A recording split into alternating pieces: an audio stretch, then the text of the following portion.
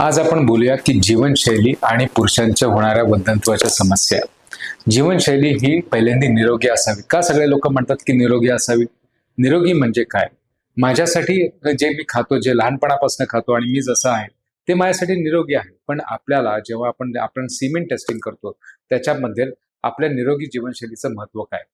जर निरोगी जीवनशैली म्हणजे तुम्हाला असलेला सकस आहार, तुम्हाला नसणारा स्थूलता, तुम्ही हे तुमचं BMI मेंटेन केलं पाहिजे. तुम्हाला अल्कोहोल, स्मोकिंग याच्यापासून तुम्ही परावृत्त असले पाहिजे. तुमची झोप ही नीट व्हायला पाहिजे. नाईट शिफ्ट असाल तर तुमची झोपेचं प्रमाण हे चांगलं असलं पाहिजे.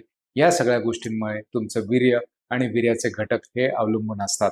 जर तुम्ही अल्कोहोल, स्मोकिंग करत असाल, तुम्हाला निद्रानाश असेल किंवा तुम्ही स्थूल असाल, याच्यामुळे सिमेंट पॅरामीटर्स ॲबनॉर्मल होऊ शकतात.